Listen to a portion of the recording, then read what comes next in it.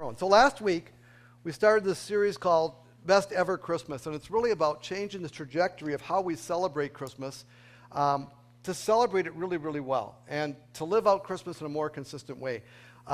We started a story last week that took place on stage here, and it's going to continue this morning, of a couple that really are just trying to navigate, maybe for the first time, asking some deeper questions about Christmas and about themselves.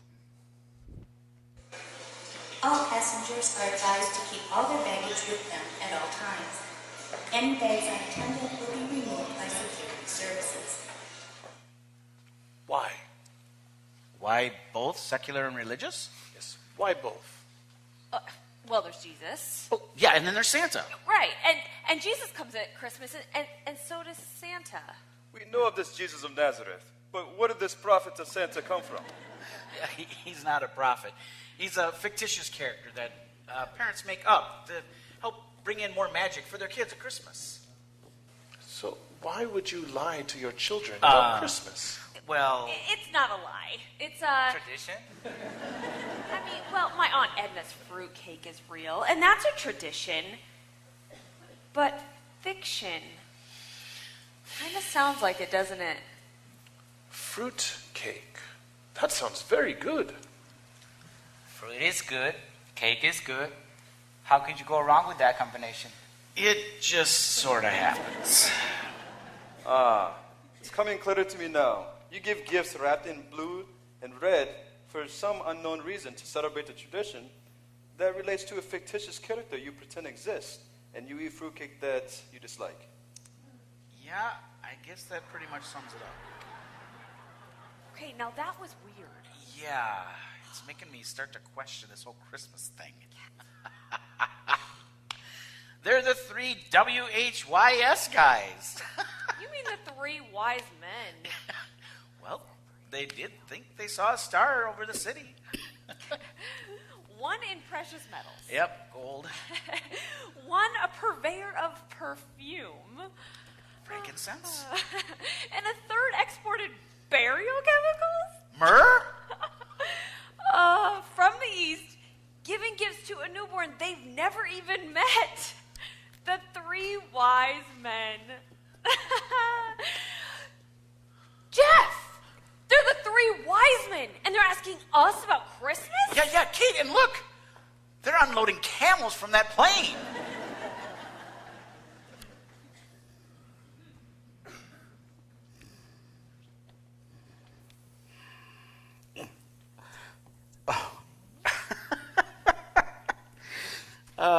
The three WHYS guys. I still can't believe it. You know what?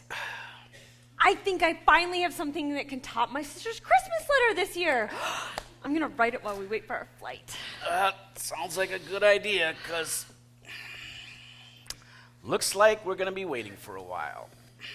Well, how long does it take to fix an engine? Well, that depends.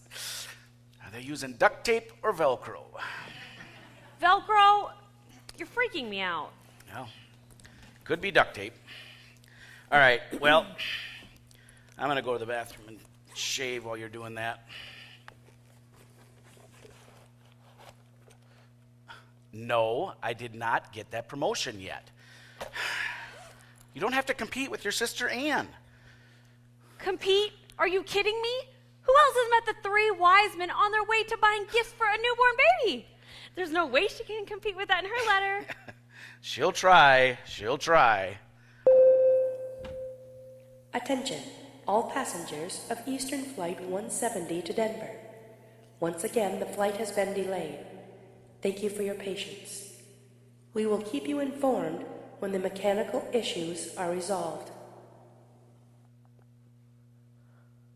Well, it looks like the mom and baby are off to the hospital. Did you see the camels? We're going to put the post office out of business, you know. I'm sorry? Everything's digital nowadays. My husband used to be a postman. Oh, I'm sorry. Oh, he's still alive, just retired. And just in time, he got a pension, don't you know? You writing a Christmas letter to your family? I was. Yeah. I used to write Christmas letters, but I gave up. Couldn't compete with my sister, so I gave up. Just one year I stopped writing them and went into a deep depression. I didn't write one last year either, for the same reasons. But we just met the three wise men, so I thought it'd be fun. Well, I think my flight's ready to go. Nice talking to you. You know, you shouldn't make up stories to impress people. It's hurtful. Wait, I'm sorry. I'd love to hear more about your sister. Oh, okay. Well, she lives in Oregon. She married well, an aeronautical engineer. My sister's husband's a lawyer. Oh, yeah. They had 3 kids. Yep, 3 perfect kids. Who could do no wrong. So right. You know, Jeff and I haven't even thought about starting a family yet. But we have no idea how we're going to measure up. Yeah, measure up. They were all at the top of their class. Prom king and queen. Sometimes twice in the same year. You know, they never came to visit. No. And when we'd go out west, they were always on vacation at some exotic place like Hawaii, Taiwan, Egypt. My sister vacations in Egypt. That was 30 years ago. Truth. One child is in prison for tax evasion, and her husband has a gambling problem. And she's alone this Christmas. Oh, that's so sad. Yes, it is. You know, we were so close when we were younger. But then for some reason her life got complicated and she couldn't bear to be honest about it. Ditto. Yeah. Well, my husband and I, we live a simple life. Yep. All of our kids are doing fine. Well, they're making their way through the world and trying to figure out life on their own. But we always told them that we would be proud of them in whatever they chose as long as they stayed true to themselves. You know, pick a career that inspires you. Find a mate that is your equal and that you can inspire as well. Find God. That's it. That's all. Simple. Don't complicate it. That's what we said. Choose well. I should be taking notes. Oh, well, if I was to write a book, it'd be too short to sell. It's great advice. I've been competing with my sister my whole life. Oh, honey, don't waste your time. Life's too short for that. So, where are you traveling to? Oh, I'm off to visit my sister in Oregon. We're going to ask her if she'd like to come home with us and live with us. She's been broke and she's broken. That's so sad. It is sad. She's seen some really dark days. But my husband and I, we hope to put a little light in her life. Are you traveling alone? Oh, no, dearie. My husband's in the men's room shaving. He should be back any minute. Oh. There he is. And to sum it all up, don't waste your time. Life is just too short. Well, I think we're going to go get something to eat. It was nice talking to you, and good luck on that Christmas letter. Thanks. Nice to meet you. Nice to meet you. I just had the most awesome conversation. I think I've got Christmas all wrong. You haven't started that Christmas letter yet, have you?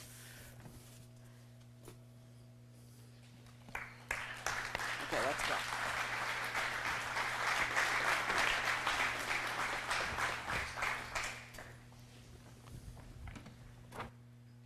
Well, I'm going to guess that you saw a little dysfunction with this Christmas story. Anybody want to just yell out what was the dysfunction in her life? She's you guys all kind of creative. She's competing with her sister.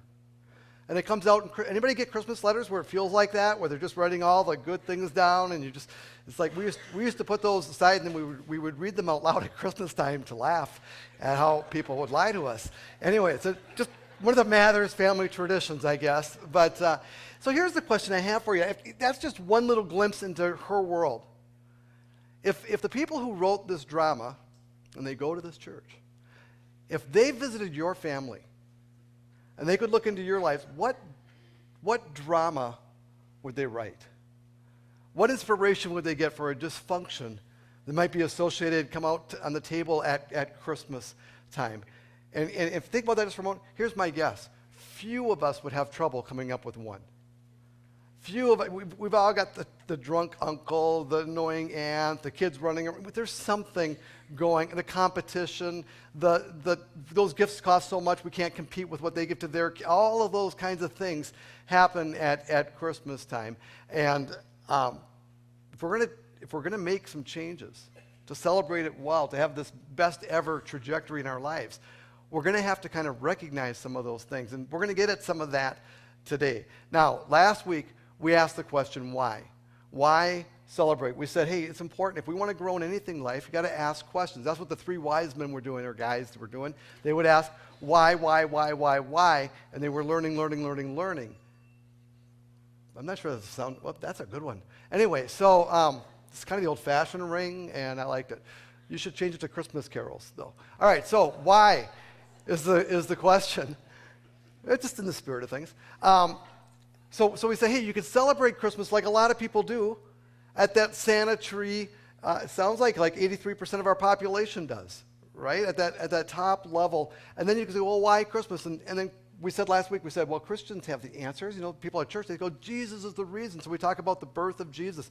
And that's the first why. But then we said, hey, there's another why underneath that. Why Christmas at all? Why Jesus at all? And we said that's really the deepest level question that without answering that, we won't ever be able to celebrate Christmas in its full meaning.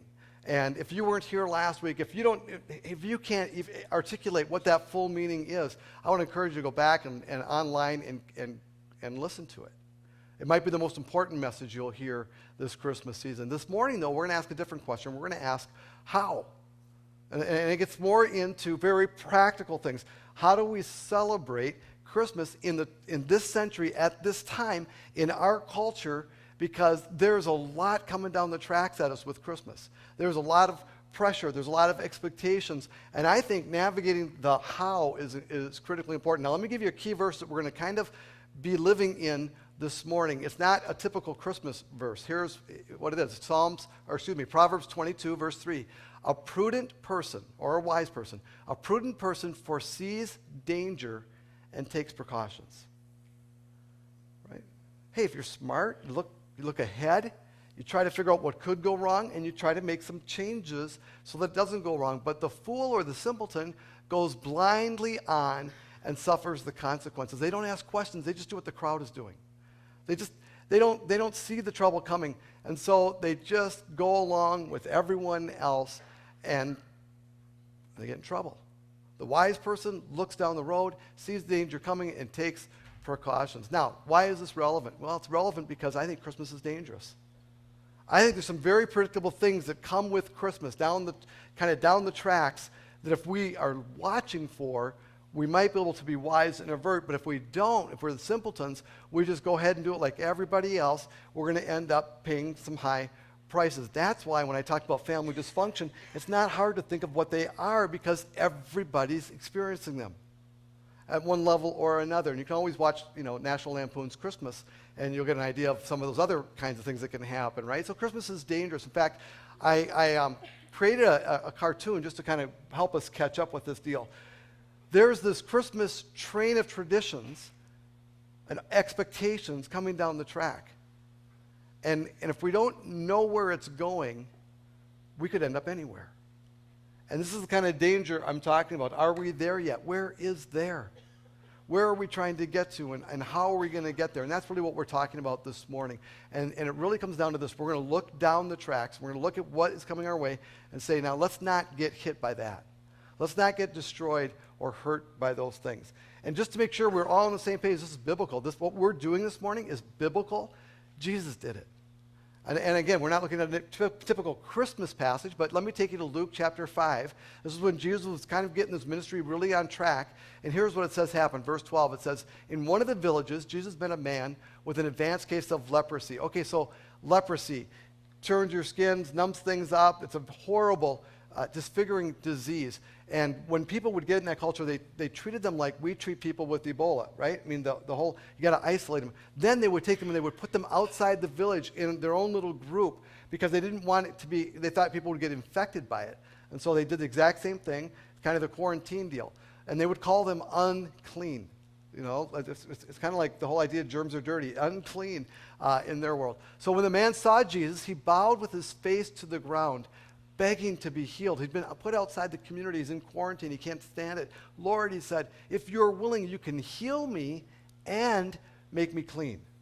So that's why it doesn't just say heal me and make me clean so I can be back with my family and relatives and friends. I can be reunited. Jesus reached out and touched him. I'm willing. He said, be healed. And instantly, the leprosy disappeared. So Jesus very Jesus-like thing to do. He healed him, right? And the leprosy disappears. And then it says that Jesus instructed him not to tell anyone what had happened. He said, instead, go into the village, find the priest, and go through the ritual to be declared clean. You've been healed. Now you got to get the culture, seal of approval that you are clean from leprosy. But the instructions were don't tell anybody. Well, why not? Well, it's because Jesus had been down, wasn't that his first healing rodeo. This wasn't it. He went and he healed them, and he knew that if he went out and told everybody would start coming to Jesus for healing, and his healing ministry would go off the charts. And he wasn't ready for that much contact yet. And so Jesus had his reasons. He wanted to keep it a little bit low profile. But despite Jesus' instructions, the report of his power spread even faster. And vast crowds came to hear him preach and to be healed of their diseases. In another passage, Jesus actually has to take some precautions. He teaches down by the shoreline. He says, bring a boat over here so the crowds don't crush us. So he gets in the boat and teaches from there because his popularity was so high. So all these people are coming now. Jesus' ministry is running full tilt. Needy people wanting to be healed. Jesus, Jesus, Jesus, touch me, Jesus, heal me, Jesus, if you're willing, Jesus. That was Jesus' life. Now, not just watch this next verse, but Jesus often withdrew to the wilderness for prayer.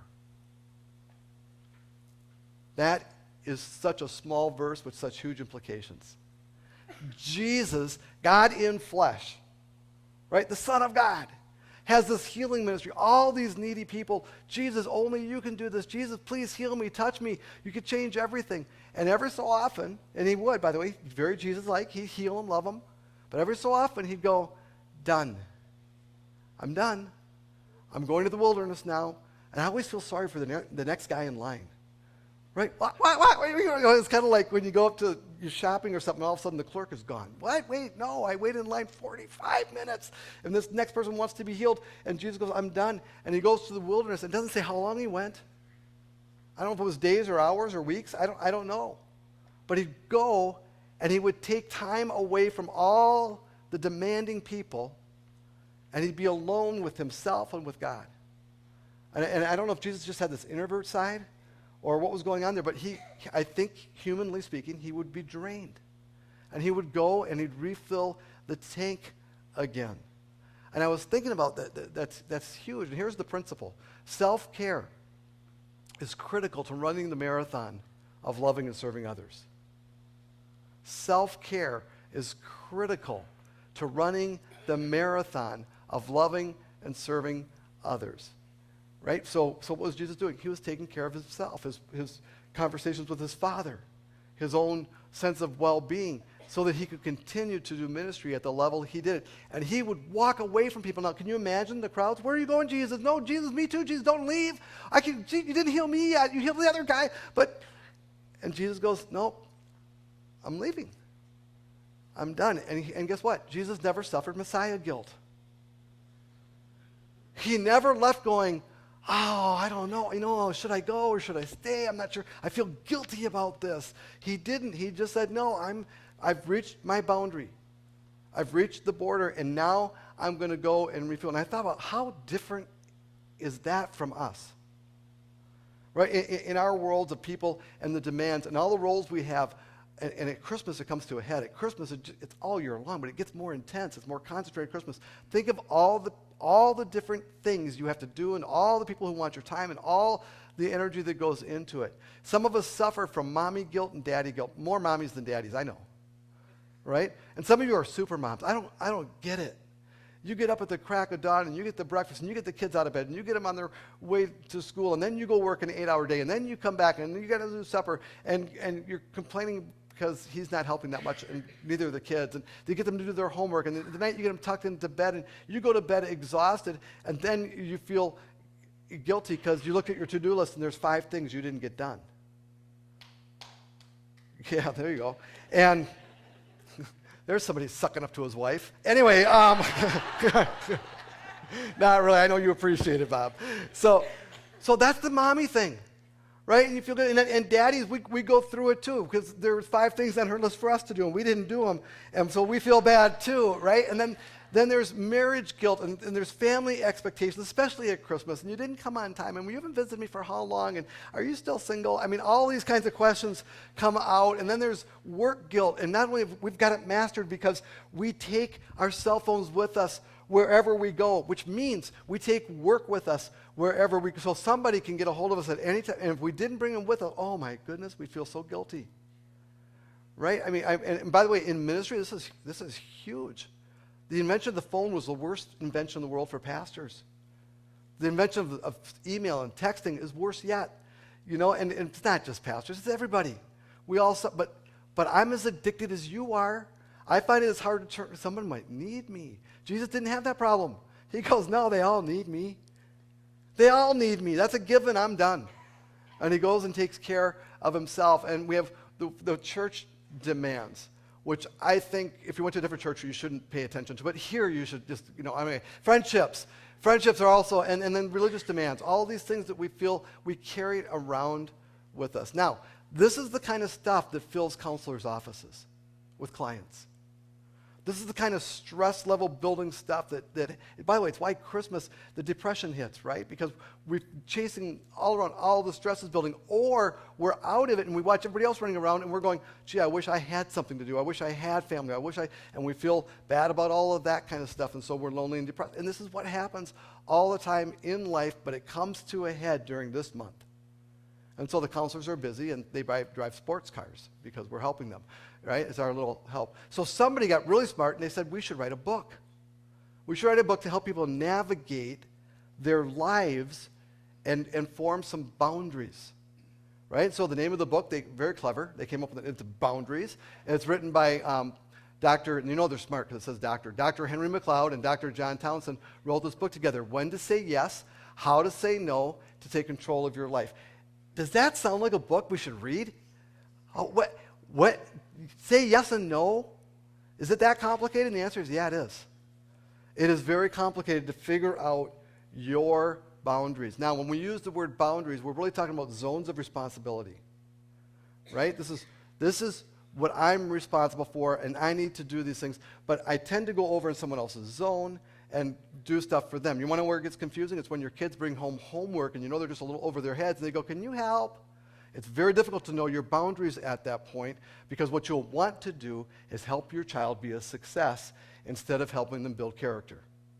And the way you do that is by doing their homework for them. And if they still get a bad grade, it's on you. You feel, like, wow, I guess I'm not that smart. And then you go, I'm never helping you again because you're 4th grade and you're over my head. But the zones of responsibility. We tend to want to bail each other out. You want an example? My kids both have student loans right now. There's a little part of me tempted. Not really, but little part of me. to kind of help them make their payments, right? And my wife, who's better at this than I am sometimes, and she goes, absolutely not. And I go, well, what are you thinking? And she goes, no, they need to experience it. They need to learn. This is their deal. we ate pork and beans while they were in college. It's time for them to pay their, their part of the deal. So she's absolutely correct, because they have to live they're adults. Well, they're old enough to be adults. And then, they got to make the payments and those kinds of things. Okay, so there's zones, but they're not walls or fortresses. Walls and fortresses are meant to keep everybody out.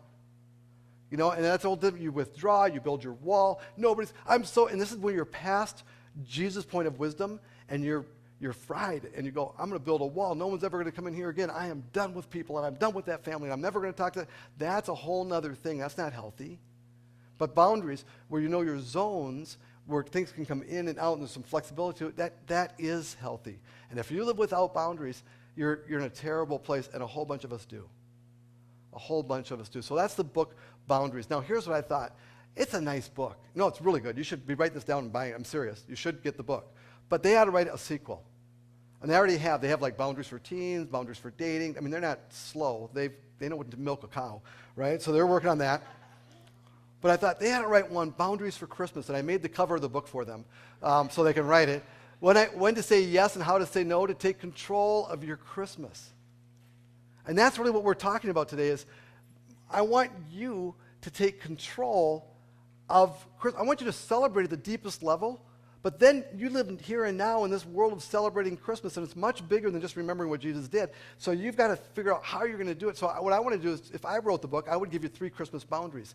And really comes down to is we're going to look down the road, and we're going to look and go, there's obvious with this holiday danger coming down the tracks that we need to see, and we need to do something about. Either get off the tracks or figure out how we're going to handle it. Because a prudent person foresees danger and takes precautions. So here's the first one. And I'm just going to, you look down the tracks and you can see something's kind of coming. You're not sure what it is. And you go, oh, wow.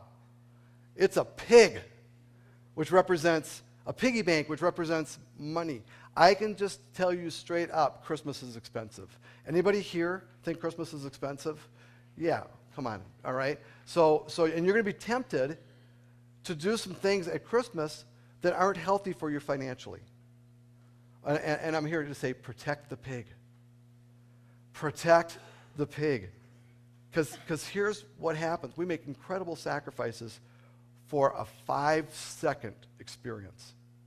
They open the package. They look at it. They go, wow, a Nintendo, blah, blah, blah, blah, whatever it is, right? Started with the word Nintendo or Xbox or whatever it is. And they're like, that is the coolest thing ever. And then they put it aside and go, what else is there? Whoa, whoa, whoa, whoa. You need to savor that longer.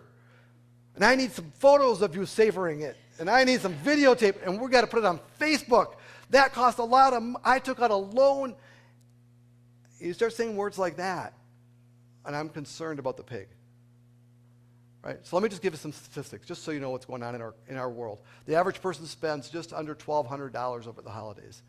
Not the average family, the average person. Start doing the math. At least 23% of that was paid for by credit card. That doesn't mean they didn't pay off the credit card, but likely they didn't pay off the credit card. Right? 6 million people borrow to pay for Christmas each year. 6 million people go above their means in order to pay. Americans average 13 credit cards per person. I can guarantee you some of you have 15 because I don't have 13. 1/3 of the bankruptcies filed in March cite overspending at Christmas. Think about that. All the bankruptcies in March, 1/3 of them, they go, well, how did this happen? How did you get here? Well, Christmas. It was the Xbox. We needed that 5 seconds. I had to put it on Facebook, whatever you're thinking of. And they end up, because they did something so foolish at a holiday. They didn't celebrate it at a deep enough level that they could be content with whatever gifts they could afford. They went above and beyond that. It's dangerous, right? The average American spends, this is not Christmas, this is average American spends 40% more than they earn each year. That's called unsustainable. It's called debt. And the Bible speaks about these kinds of things in very clear terms. This is not healthy. This is not God's plan for your life. It's just not. And we talk about finances every so often in this church. Why? Because it is a huge part of our lives. Everybody in this room is going to probably have some money come into their lives, and they're going to be responsible for God to manage it well. And the life you experience is going to depend on how you manage it. And it's a lot more than just not spending. It's a lot more complicated than that. And today I'm just going to give you kind of just a couple of things and then give you an invitation, all right? So Proverbs 22, just as the rich rule the poor, so it's kind of like, just so it's better to be rich than it is to be poor. So the borrower is servant to the lender. Okay, besides me, anybody else ever been in debt? Let's change it. Have you ever been in debt that you kind of go, I regret that debt? Besides me. Okay, a bunch of you are honest enough about that. You know why you regretted it? It's because you felt the weight. Haven't you felt that? If you're in debt, don't you feel that weight on your shoulders? I mean, one of the best days for Lori, when we used to buy cars with the payments, and we don't do that anymore. And we're never going to do it if we can help it again. I'll buy old cars and drive them, cheaper insurance. I mean, I got all kinds of good arguments for this. But you got to know a mechanic. But when we made that last payment, it was like this huge weight off. The only thing we're in debt for at our house right now is our house. That's it. And we're working like, let's get rid of that. How awesome is that day going to be when we own the house free and clear? So we're working on that. I love not being in debt. I love it. And some of you are sitting in this room right now going, oh, man, and he's a poor pastor. How do you pull that off? Nobody would loan us anything because they knew we were. No, anyway. So, man, it's freedom. It's freedom. It's not freedom to do whatever you want. It's freedom from that weight, from that burden, from that debt. And that's what Scripture's talking about. You're servant to the lender. It's always in the back of your mind. Romans 13, 7 and 8 says, pay to all what is owed to them. Taxes to who taxes are owed. So pay your government. Revenue to whom revenue is owed. Well, if you own some money, pay it. Respect to whom respect is owed. That's a good thing to do, by the way, is to tell people that you respect, you know what, thank you. It's just a good thing. Honor to whom honor is owed. Owe no one anything except to love each other. For the one who loves another has fulfilled the law. In other words, we all owe that. We're all God's kids. We owe it to love each other and to do life deeply. But other than that, don't owe anything to anyone. And it's just really saying, man, it's so great not to have debt. Now, here's the problem. Most of us define success poorly. Some of us think that success is, if I could just get out of debt. That would be a step towards success. If you have debt, I want that for you. I really do want that for you to get out of it. But it's not success. It's only one step towards success. And some of us think that not spending as much as we make is success. No, that's really smart, though. It's not success, and here's why it's so smart. You don't spend as much as you take in, you'll have extra. Rocket science. Right? You'll have extra. Did you know that doesn't spoil? It's not like food. You have extra. You can put that underneath your mattress and just keep putting it underneath there. It's a bad idea, but go ahead. Because there'll be more under there, and someday you'll have like a pile of money. And if you really were smart, you'd find a safe place to invest it that paid some kind of return, right? All that kind of stuff. But if you spend less, you are building wealth. If you spend less, you can't help but build wealth. That's still not success. It's just really smart. And it's a step to success. You know what I think success is? I think it's much more complicated. Success is positioning yourself to spend, save, and give in a way that honors God. It is a healthy pig, but it's a charitable pig. It's a loving pig. It's a pig that can spend and save and give generously. And this is not meant to be bragging, but Lori and I are at a place now because we've been practicing very good money management for a long time. And we're at a point where it is so fun. This doesn't sound fun in a way that honors God. Why do we got to honor God? I just want to have a good time. I'm telling you, it's the best. Success is fun. It's fun because a couple things, right? My cars are paid for. When I drive, I don't care what you think. I don't care that it doesn't say Lexus. By the way, I might own a Lexus someday. It'll just be an old one, right? And it might be a new one. I might save enough money to have it in the bank and go pay cash, but that's how I'm going to operate. I love not being in debt far more than I love the smell of a car. And AAA is not that, that's our insurance for like if something does happen kind of thing, right? So it's fun. We put a new driveway in, and I'm not going to tell you how outrageously expensive it was. You know what it was? It was, here's your money. Cash. Done. How awesome is that? And now when you come to visit my home, you know, you won't drag the mud in with you anymore because we got concrete instead of mud. It's awesome, right? I have to tell you this, on the giving end, we, over the last 10 years, again, I'm not doing amounts and I'm not bragging, I'm just telling you, the most fun thing is how spectacularly generous Lori and I have been able to be. 10 years ago, if you would have said, okay, Doug, the next 10 years, here's how much money you're going to give away. I said, there's no way we can do it. There's not a chance. It has been hilariously fun. And to know that those three things are in the right places, going the right directions, is success. This is why I don't care how little you make or how much you make. You need to figure out how to honor God with your money. It's not just spending less than you make. Because some of us make so much money, we can go out and get whatever we want. We just don't want that much. And we've got left over, and we're going, oh, we're doing fine. That's not the point. The point isn't we're doing fine. That's a good benefit of management. The point is we're honoring God. That's far more sophisticated and far more joyful than we're doing fine. Okay, so the pig. It's going to come at you. There's going to be all kinds of demands for your money. You're going to have to navigate that out. I think it's a really good idea to sit down and go, so how much are we going to spend this Christmas? And what categories are they? And try to make a budget for Christmas. Well, let's look down the track a little further because there's other things coming down the track at us pretty fast at Christmas time. Right? And it's I took a self-portrait, a little selfie here.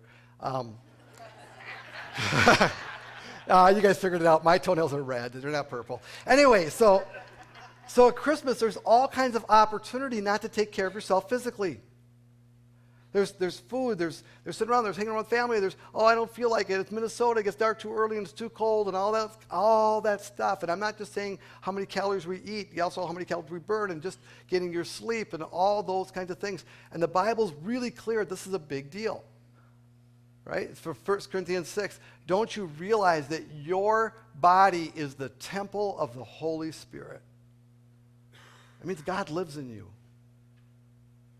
It means your body is the temple of God. You know what priests, one of their major jobs is take care of the temple physically, clean it. Take care of it, keep it in good shape. Right? So you are the priest of your own temple where God lives. And it's a big deal to God to take care of it. He lives in you and was given to you by God. You do not belong to yourself. God bought you with a high price. So you must honor God with your body. And I'm not looking around the room at anybody specifically, but I don't have to. We're Americans. I can give you the statistics. We got problems. We are not doing well in this area. And Christmas just gives us extra opportunity not to do well. I grew up in a home where that was Christmas dinner every year. Now, I show you that, and you're thinking, oh, we only ate it once a year, but prime rib, that's awesome, but boy, that Doug, that's not very good. We didn't eat it every night. It was once a year. I don't think it's a big deal at all. You want to know what the big deal was? Was all the other stuff. It wasn't the prime rib. The prime rib was pretty good for me. But all the other stuff, and actually this kind of cookie, that was more my wife's issue. Mine are these, right? Ginger snaps. Man, who invented those? They should be honored. Chocolate chip cookies. I mean, good ones, the ones that warp, down your fold, not the ones that snap. That's a different deal. All right? So, and by the way, neither of these cookies this year are allowed in my house. Lori said no. And by the way, just so you know, we have a rule at this church. Do not feed the pastors. It's just a rule that we're all going to abide by around here because I want to take care of my body. And I don't want to put on weight over the holidays. My goals kind of stay the same through this time period. But here the average American gains 1 to 2 pounds over the holiday season. That doesn't surprise you. In fact, you might think, well, that seems low. I know, it does, but that's the statistic. It's 1 to 2 pounds over the holidays, from Thanksgiving to New Year's, right? They gain 10 to 20 pounds each decade. By the way, I was right on track with that. When I was 40, 45, I was 25, 30 pounds overweight. Right? So I was right on scale with that. And they never lose it. No, actually, they do lose it. They just lose it and gain it and lose it and gain it and lose it and gain it. That's what happens. So the average American, that's the statistics. And some of us know this. And we got to do something about it because a prudent person foresees the danger and takes precautions. Now, here's what I'm not telling you. I'm not telling you, hey, go start a big exercise program right now. Because if you start it right now, you are not going to succeed. Statistically speaking. Some of you are going to be the exception to the rule. Go for it. Prove me wrong. I dare you. Right? Some of you are going to go, well, I got to diet now. No. You are not going to lose weight. Right? I'm not trying to lose weight right now with all the things I'm doing. I'm just trying not to make it worse over this season.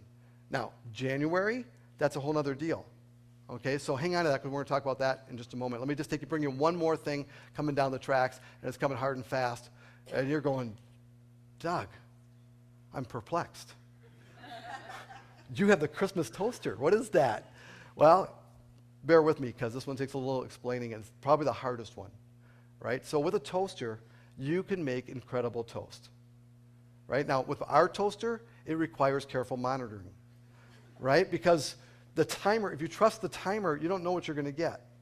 Okay? You could end up with this when what you wanted was this. This is wonderful. This little butter, a lot of honey, you're good to go. Right? Golden brown, wonderful toast, what the toaster was made for. But you leave it in there too long, you kind of get distracted, and you end up with burnt toast. This is the stuff you got to scrape, but it still tastes bad after you do it. Right? And so this is burnt toast. Now, what am I talking about here? I'm talking about us emotionally. Christmas is supposed to be this warm, the family's coming together, and it's going to be warm, it's going to be warm. It's going to be like toast. We're going to put a little butter on there, a little honey, it's going to be sweet. And we're all going to be together, and we're going to eat, and we're going to drink, and we're going to group hug, and we're going to take family pictures, and you know better. Because the clock is ticking as soon as you get there. It starts off great, oh, hi, kiss, kiss on the cheeks, right? And everybody smells good for a little while. Right? And then you're together, and then everybody starts to revert back to their childhood roles. And kids are kids, and then they start to get all over the map. And there's a clock ticking.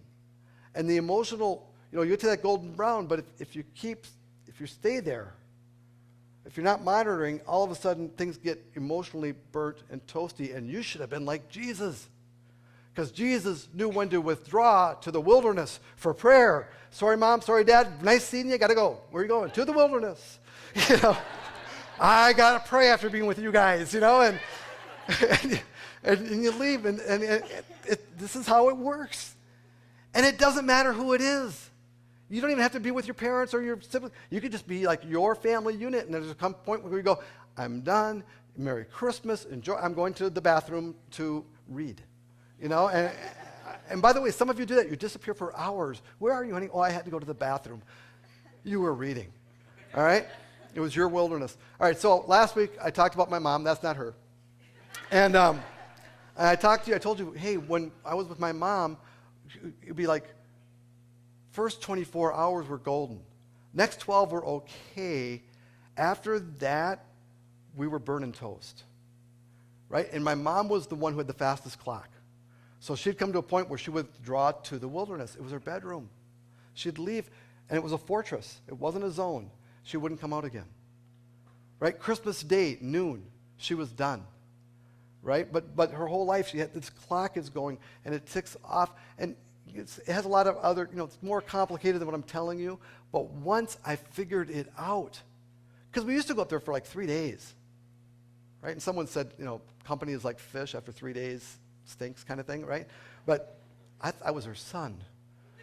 So we go up and 3 days, and it always ended up burnt toast, emotionally. For her first, and then we would follow suit, because burnt toast, it burns other toast somehow, okay? And so then I figured out, we need the 24-hour rule. The 24-hour rule was simply this: we never did 2 nights again. Not at my parents' house. Once and I know that sounds really harsh, it was the best decision ever. Because I never told my mom we had the rule. right? And she's passed away, so she'll never listen to this. And so we would go, we'd get up there, we'd spend the day with them, sleep one night. Next day we go, oh no, we got plans, sorry, we have to, oh, we'd love to stay longer. No, we wouldn't. We'll stay long because we know you're going to fry up. But no, oh, it was good, goodbye. And she never disappeared into the room, and it never melted down, and we never burnt the toast. But the toaster has to be monitored.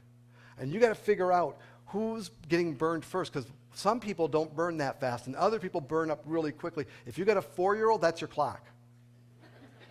Especially Christmas, right? Because you're going to open the presents, and all of a sudden you're going to see the hands going, and the feet going bam, bam, bam on the floor, and that's your sign. That kid has hit the burnt toast level of this deal.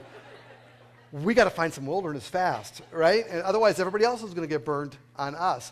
And so it takes careful monitoring. So here's the deal, the principle I want you to catch. What is not measured is not controlled. What is not measured cannot be planned for. You can't take steps. You've got to see it coming. You've got to measure it. So when it comes to my physical health, I write down how much I exercise, right? And the calories go with it. I record everything. I'm not asking to be me. I'm just telling you what I do because I'm serious about this. I record everything I eat. I have a budget for how I live my life physically. It's harder for me with sleep. I don't know why. Lately I've been waking up and not being able to go back to sleep. So I'm working on that one. But those are the 3 things that are really important. How much you exercise, how much you eat, and how much you sleep. Critical for your physical health. And it's important because this is the body, the temple of God. My body is a temple of God. So is yours. Right? My money. We know what's coming in. We know what's going out. Before it comes in, we have a home for every dollar. Now, some of our dollars get translocated later on. Right? A budget is a plan. It's not a prison. Right? So we allow a little bit of drift to happen, but we measure it. We know what's going on, and we track it. My wife can tell you down to a nickel, and I'm probably not exaggerating, to a nickel where our money goes. Now, there's a few nickels she doesn't know about. But anyway, the money she sees, anyway, so that's why I want to be paid in cash. She knows where it all goes, and we plan it together. If we're successful, that's why.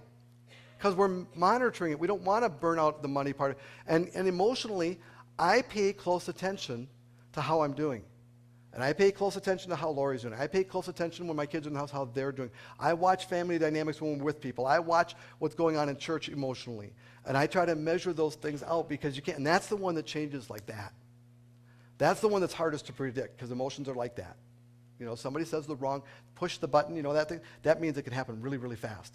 Oh, they just pushed my buttons. I was fine until that happened. Yeah, I know. That's how it goes. So what's not measured is not controlled. You have to measure. Now, I don't expect you to rearrange your life. I expect you to pay attention to what's going on. So let me just answer some quick questions. And I know where time is at, so we're going to hustle here. Can I set limits and still be a loving person? Well, Jesus did. Unless you want to tell me Jesus wasn't loving. But he left people who still needed to be healed and went to the death. You're going to feel like you're doing that. Right? Second one, what if someone's upset by my boundaries? It means you're doing it right. People are not going to like you having boundaries. Why? Because they like you to do their stuff for them. Right? And so you have to go, not my circus, not my monkeys, not my clowns. And you kind of have your zones of where you're doing things. So if someone's upset by your boundaries, you might need to reevaluate it just to make sure you didn't set something up ridiculous. But no, I'm pretty clear. This is your zone, not my zone. How do I answer someone who wants my time, love, energy, or money? Well, Jesus said, let your yes be yes and your no be no. So it's yes or no. But you decide. Not people-pleasing. Not trying to keep everybody happy all the time. Not because you feel guilty, but because you go, yep, this is a healthy thing for me to do. I'm going to do it. You got to take care of the caregiver. You can't care for anyone. What if I feel guilty or afraid when I set my boundaries? Well, you're going to, especially if it's new. Now, some of you have such tight boundaries. You have fortresses. You shouldn't even apply this method. We weren't here. Some of you are going, oh, I hate that he's here because now he's going to say, wow, that's outside my boundaries. That's your problem. I get it. But if you're new to it, and especially if you're a people pleaser. By the way, if you're a people pleaser, you need to get a group of people who really want you to keep boundaries. And then when you keep your boundaries, you can keep them happy at the same time. It'll work out that way. Okay. Right. Aren't boundaries selfish? Yes and no. They're self-serving but really they're other serving. Because all the things that you feel bad about, if you go down, none of them are going to happen. You won't be able to keep care of your responsibilities if you don't take care of yourself. It's really, really important. So let me show you this picture again. Look at it for a moment. That's Christmas coming. Where are you riding?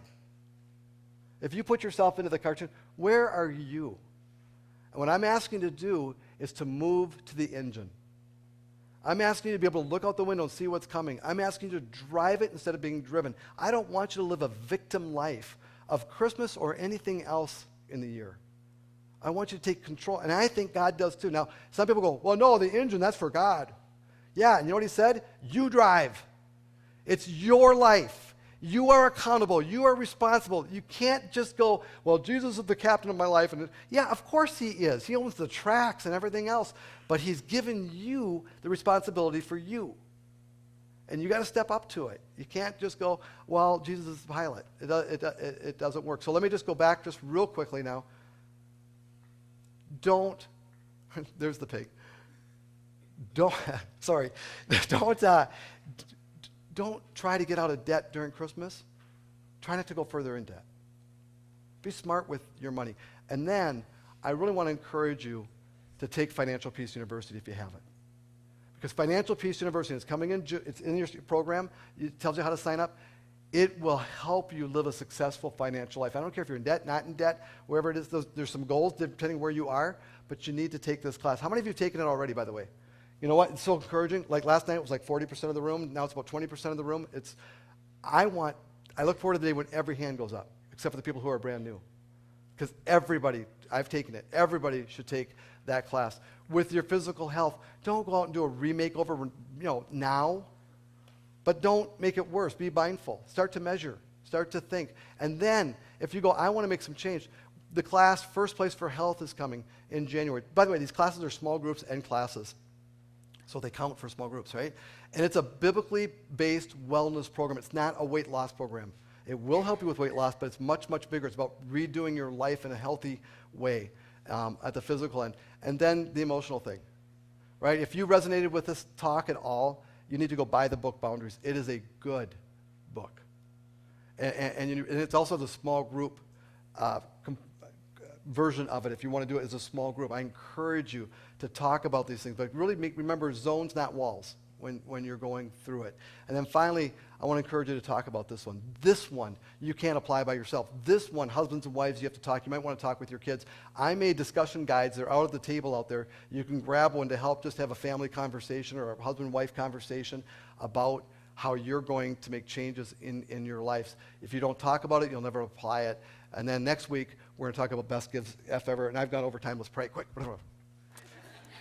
God,